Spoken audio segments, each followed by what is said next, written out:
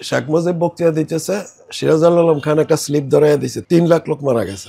3 লাখের শেখ মুজিব 30 লাখ কইছে। 30 লাখ লোক মারা গেলে প্রতি গ্রামে 48 জন লোক মারা যায়। এইসব ভুয়া জিনিস কি বলবো।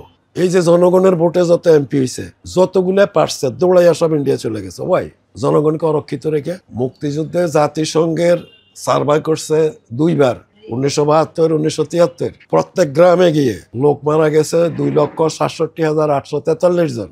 এর ভিতরে 70% হলো অবাঙালি। ওই যে একটা বইয়ের লিস্ট দিয়েছিলাম না আপনাকে, ওই যে মুক্তিযুদ্ধের ইতিহাসের 7ম খণ্ড, ওইটা পড়লে ইউ উইল গেট অল। এই যে ইনফরমেশন, মিনিস্ট্রি অফ ইনফরমেশন থেকে এটা ছাপানো হয়েছিল। এই উঁচা বই, ওদের 4-5 কেজি হবে ওজন। কত হলো?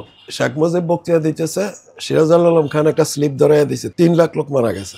3 লাখের শেখ মুজিব 30 লাখ কইছে। এখন এই জন্য এই যে মিথ্যাচার নবপ্রজন্মের যে ইমান নষ্ট করলো, এটা তো আমার বলা উচিত যে স্যার আপনি আবার বলে দেন যে আমার ভুল হয়ে গেছে, এটা 3 লাখ 30 লাখ না। 30 লাখ লোক মারা গেলে প্রতি গ্রামে 48 জন লোক মারা যায়। এইসব ভুয়া জিনিস কি বলবো। এরপর আরেকটা জিনিস দেখেন, দেশে যুদ্ধ লাগছে, মনে করেন আপনার একটা সংসার, এটা ছোট রাষ্ট্র, আপনি জানেন প্রতিবেশীরা আপনার বাড়ি আক্রমণ করবে। কেমন? আপনার লোকজন মেরে ফেলবে, আপনার ঘরে আগুন দিবে, আপনি হেগুলোকে পালাইয়া গেলেন। 3 দিন পরে আইসা দেখলেন যে 3 জনকে মাইরা ফেলাইছে, 4 জনকে দর্শন করছে, ঘর বাড়ি পড়াইছে, আপনাকে ঝাড়ু দিয়ে পিটাবে না? এই যে জনগণের ভোটে যত এমপি হয়েছে যতগুলা পারছে দৌড়াইয়া সব ইন্ডিয়া চলে গেছে। ওয়াই জনগণকে অরক্ষিত রেখে। এরা কি আমাদেরকে একটা চাকু দিতে পারছে টু ফাইট এগেনস্ট দ্য ইন্ডিয়ার পাকিস্তানি আর্মি? এটা হয়েছে কি, দেশটা স্বাধীন হওয়ার পর এরা আইসা ক্ষমতায় বসছে, তারপরে যেভাবে লুটপাট করছে, এর একটা কারণ হলো কি, যে জন অর্জন করে সেই রক্ষিতে জানে।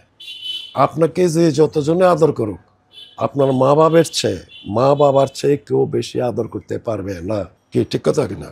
কারণ তারা আপনার সাইকোলজি জানে, তাদের কোলে ফিটে আপনি মানুষ হয়েছে। সুতরাং এরা এই জাতির ত্যাগ তিতিক্ষা সম্পর্কে এদের কোনো ধারণা নেই। এরা আছে শুধু লুটে।